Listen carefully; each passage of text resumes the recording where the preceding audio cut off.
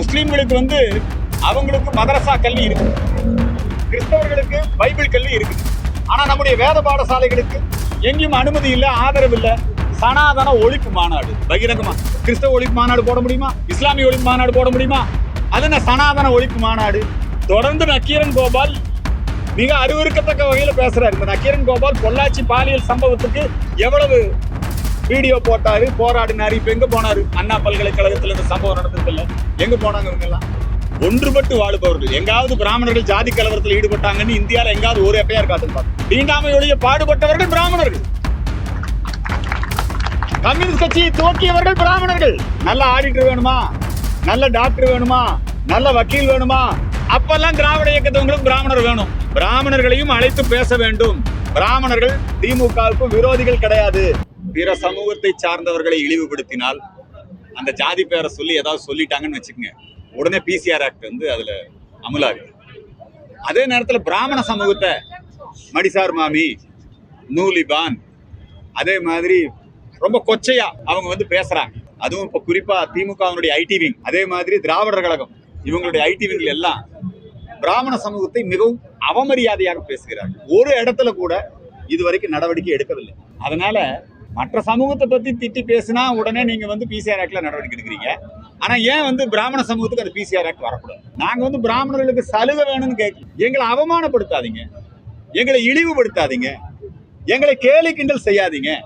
அப்புறம் ஒண்ணு, அடுத்த விஷயம், பிராமணர்கள் அர்ச்சகர்களா, சிவாச்சாரியார்களா, பட்டாச்சாரியார்களா, கோயில்கள்ல அந்த கோயில்களையும் அது அமைந்திருக்கக்கூடிய அந்த பகுதியும் நம்முடைய கலாச்சாரத்தையும் பண்பாட்டையும் பாதுகாக்கக்கூடியவர். இந்த அர்ச்சகர்களை கோயில்ல நடத்தக்கூடிய விதம் இருக்கு பாருங்க. சிவாச்சாரியார்களை, அர்ச்சகர்களை, பூசாரிகளை, இவங்களை எல்லாம் வந்து கோயில்ல புதுசா ஒரு ஈவோ வந்திருப்பாரு, அவர் உடனே நீ வா போன்னு பேசுறது, வெளியே போன்னு சொல்றது, அவமானப்படுத்துறாங்க. குருக்களை அவமானப்படுத்துறாங்க. அதே மாதிரி ஆகமங்கள், ஆலயங்கள், கோசாலைகள் மீது ஒரு மிகப்பெரிய வெறுப்புணர்வு. வேத பாடசாலைகள், முஸ்லீம்களுக்கு வந்து அவங்களுக்கு மதரசா கல்வி இருக்கு, கிறிஸ்தவர்களுக்கு பைபிள் கல்வி இருக்குது.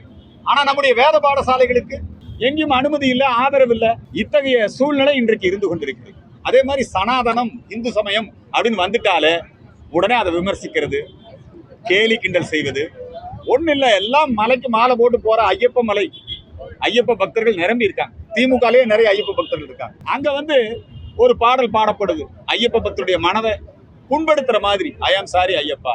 இது வரைக்கும் ஒரு எஃப்ஐஆர் போடுது. அவங்க விசிகா வந்து சட்டசபையிலேயே பேசுறாங்க, இதை ஆதரிக்கிறாங்க. அப்புறம் விசிகா வந்து எல்லா இடங்கள்லயும் என்ன பண்றாங்கன்னா சனாதன ஒழிப்பு மாநாடு பகிரங்கமா. கிறிஸ்தவ ஒழிப்பு மாநாடு போட முடியுமா? இஸ்லாமிய ஒழிப்பு மாநாடு போட முடியுமா? அது என்ன சனாதன ஒழிப்பு மாநாடு?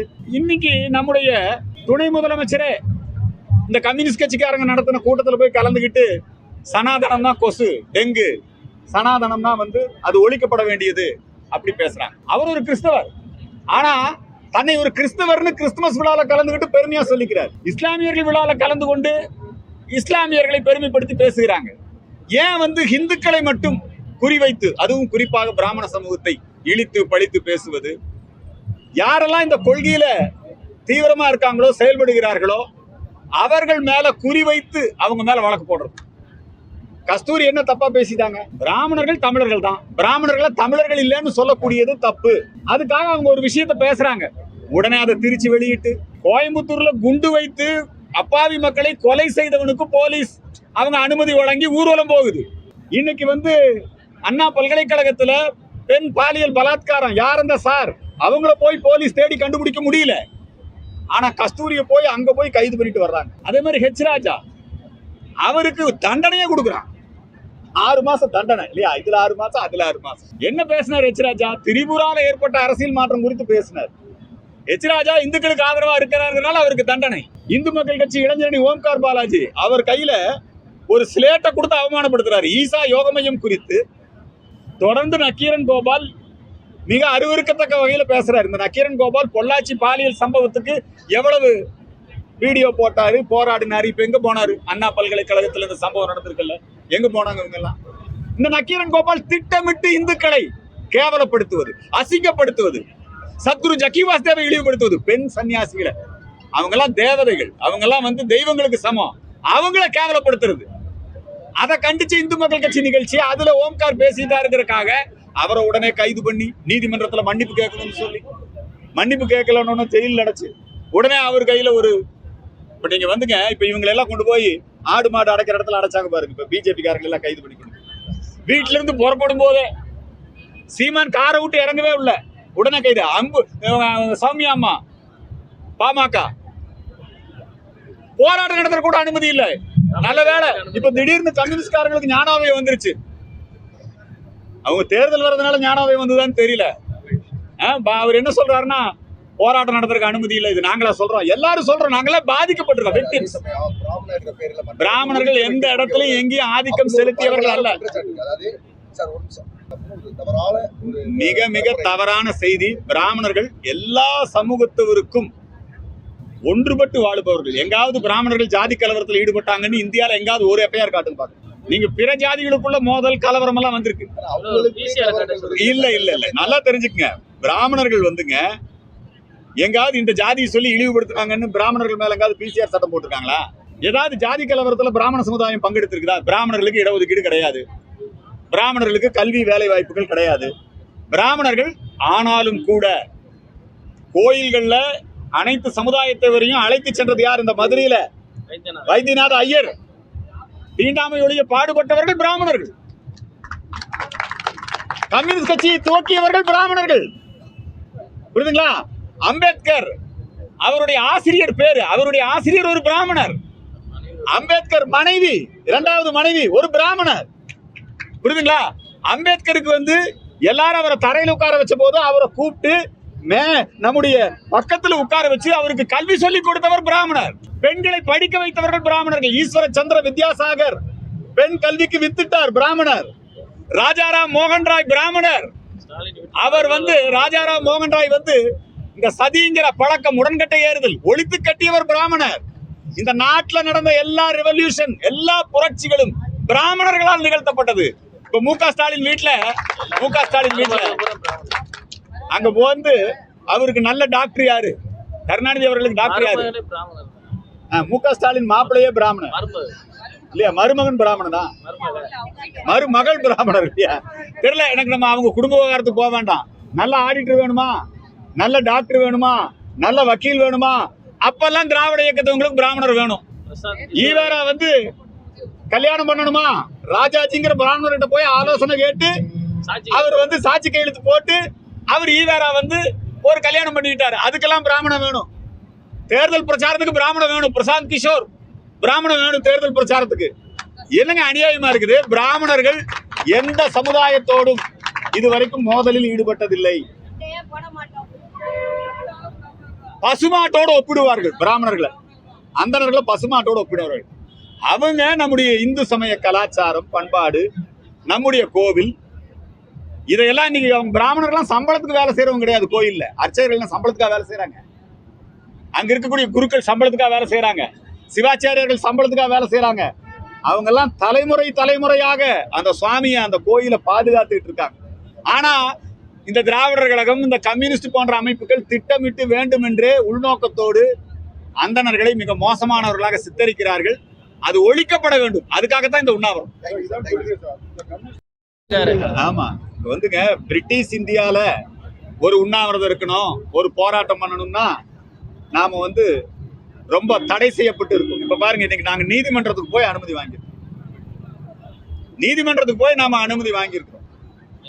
எந்த போராட்டமும் நடத்துறதுக்கு அனுமதி இல்லை. அதே நேரத்தில் திருப்பரங்குன்றத்துல மலை மேல அங்க போய் ஆடு பலியிடுவோம். காசி விஸ்வநாதரும் விசாலாட்சியும் கார்த்திகேய தீபத்தூணும் அங்க இருக்கு. ஸ்ரீகந்தர் மலை, குன்றிருக்கும் இடமெல்லாம் குமரன் இருப்பான், திருப்பரங்குன்றம். அந்த மலை மேல போய் நாங்க பலியிடுவோம். அங்க எங்க ஜமாத் இருக்குது. அது ஸ்ரீகந்தர் மலை அல்ல, முருகன் மலை அல்ல, அது சிக்கந்தர் மலைங்கிறான். இதுக்கு ஒத்துழைப்பு கொடுக்குறாங்க. இதுக்கு வந்து எதிர்ப்பு. இது என்னங்க அநியாயமா இருக்குது? முதல் படை வீடுங்க திருப்பரங்குன்றம். அந்த முதல் படை வீட்டுல இன்னைக்கு பாருங்க, அவங்களுடைய போராட்டத்துக்கு அனுமதி, பாதுகாப்பு. குண்டு வைத்து கொலை செய்தவனுக்கு அவனுக்கு ஊர்வலத்துக்கு அனுமதி, பாதுகாப்பு. ஆனா தீவிரவாதம், பயங்கரவாதம் இதை எதிர்த்து நிற்பவர்களுக்கு அவங்களுக்கு தடை. பாஜக மகளிரணி போராட்டமா தடை, பாட்டாளி மக்கள் கட்சி போராட்டமா தடை, சாராய கடையை மூடுன்னு போராட்டமா தடை, தொழிலாளர்கள் உரிமைக்காக நம்ம இடதுசாரி தோழர்கள் அது ரொம்ப நல்லா டீல் பண்ணியிருக்கிறாரு. யாருங்க நம்ம சேகர் பாபு என்ன சொல்றாருன்னா, அவர்களிடமும் பேசி அவர்களையும் திருப்திப்படுத்துவோம். என்ன அர்த்தம்? போன முறை 10 கோடி கொடுத்தோம், இந்த முறை அதிகமா கொடுத்து திருப்திப்படுத்த போறீங்களா? இவ்வளவு கேவலமா கம்யூனிஸ்டுகளை வழி நடத்துறாங்க பாருங்க. இத்தனைக்கு அப்புறமும் லீலாவதி கொலையாளிகளோடு கைகோர்த்து கொண்டு திரிகிறார்கள் கம்யூனிஸ்டுகள். இதயத்தில் இடம் இருக்குது, ஆனா இடம் கேட்டா கொடுக்க மாட்டாங்க.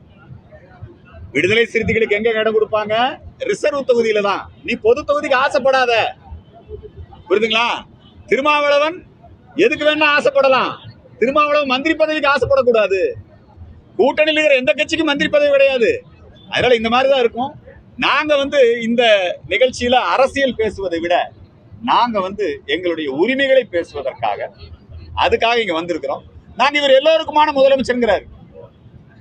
இவர் திமுகவை உருவாக்கியது சி.என். அண்ணாதுரை அவர்கள். திமுகவை உருவாக்கியவர்.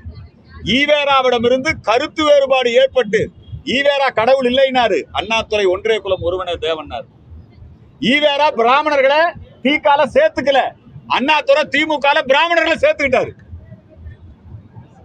ஈவேரா இந்தியாவுக்கு சுதந்திரம் வேண்டான்னாரு, அண்ணாதுரை சுதந்திர தினத்தை இன்ப தினம். அண்ணாதுரை ஈவேரா சுதந்திர தினத்தன்று கருப்பு கொடி ஏத்தினாரு, அண்ணாதுரை அங்க அந்த கருப்பு கொடி ஏற்றுகிற நிகழ்ச்சியை புறக்கணிச்சாரு. அதனாலதான் திமுகவை ஆரம்பிச்சாங்க. இவர் அண்ணா கொள்கைப்படி நடக்கல. கருணாநிதி அவர்கள் பிஜேபியோட கூட்டு வச்சுக்கிட்டாரு, ராமானுஜ காவியம் எழுதினாரு.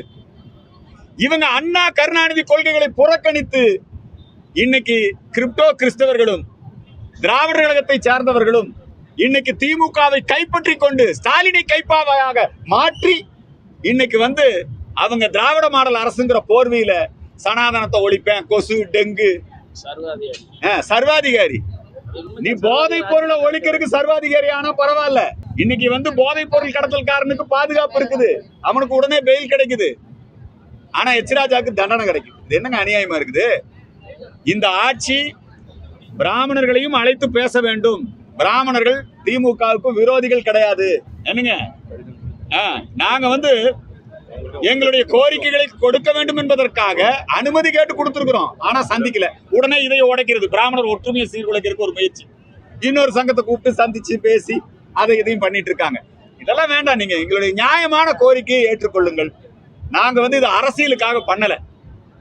அதுக்கு பண்றதுக்கு இந்து மக்கள் கட்சி இருக்குது, தென்னிந்திய ஃபார்வர்ட் பிளாக் இருக்குது, நாங்க பாரதிய ஜனதா கட்சி இருக்குது. அதுல நாங்க உங்களை அரசியல் ரீதியா விமர்சனம் பண்றோம். இந்த மேடையிலே நாங்கள் நீதி கேட்டு உண்ணானோந்து இருக்கு. நீதி கேட்டு பிராமணர்களுக்கு நீதி வேண்டி உண்ணானோந்து இருக்கிறோம். இந்த விஷயத்துல நீங்கள் பங்கேற்று